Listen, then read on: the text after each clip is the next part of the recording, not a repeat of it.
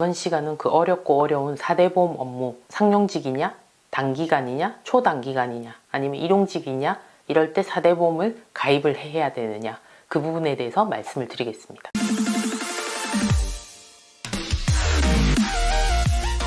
사실 저도 노무사가 아니어서 이 부분이 항상 어려운데요.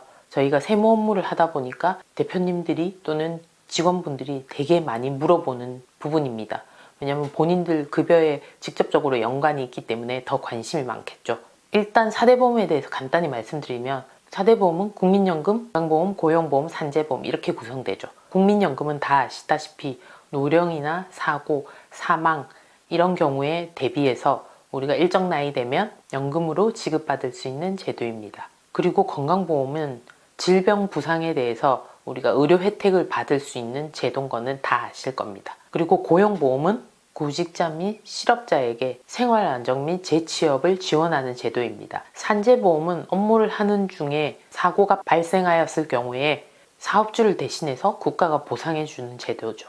그러면 우리 근로자의 종류를 한번 살펴보겠습니다. 근로자는 우리가 일반적으로 아는 상용직, 정규직 근로자가 있습니다. 상용 근로자는 하루에 8시간, 주 40시간 근무하는 근로자를 말합니다. 8시간 곱하기 일주일에 5일 해서 8, 5, 40, 40시간 근무하는 근로자를 상용직 근로자라고 합니다. 이런 경우에는 당연히 4대 보험 가입해야 된다는 건 잘 아실 겁니다. 이제부터 헷갈리실 텐데요. 상용 근로자가 제일 윗단계라고 보시면 제일 아랫단계에 초단시간 근로자가 있습니다. 이 초단시간 근로자는 하루에 3시간 미만, 즉 주에 곱하기 5 하면 15시간 미만을 일하는 근로자를 말합니다. 즉 월로 환산하면 15시간 곱하기 4주 하면 60시간 미만이 되겠죠. 그리고 초단시간 근로자와 아까 말한 상용직 근로자 사이에 단시간 근로자가 있습니다. 단시간 근로자는 이 초단시간 근로자와 상용직 근로자 사이인 주 40시간 미만의 근로자라고 보시면 됩니다. 그리고 일용 근로자는 하루, 즉 1일과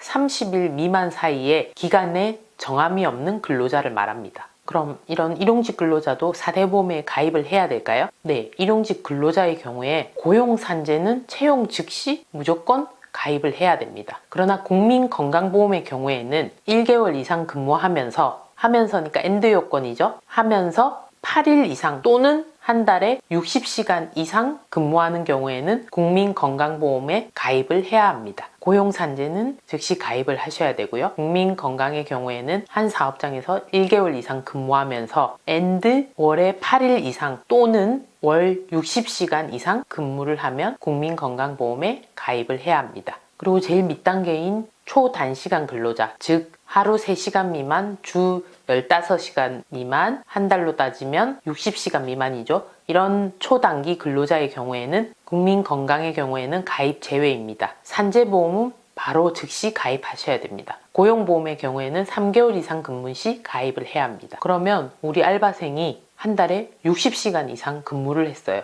또는 8일 이상 근무를 했어요. 그런데 한 달 미만으로 근무했어요. 이러면 국민과 건강보험 가입을 해야 될까요? 아니요, 가입 의무가 없습니다.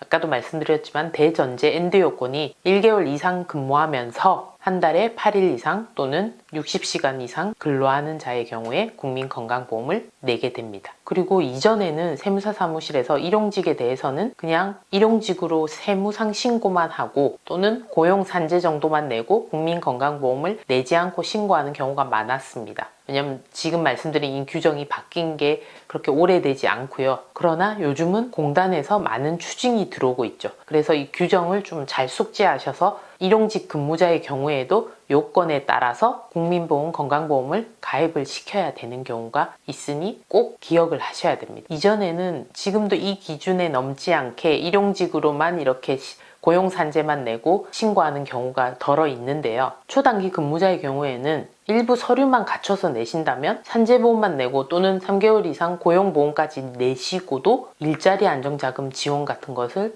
받을 수가 있습니다. 괜히 일용직으로 어정쩡하게 신고하셔서 지원금 이런 것도 놓칠 수가 있으니까 이런 부분을 잘 고민하셔서 신고를 잘 해서 지원금도 받고 인건비 신고도 해서 비용 처리도 하시고 4대 보험 의무도 지키셔서 나중에 추징당하거나 과태료를 내거나 이런 일이 없으셔야 될 것 같습니다.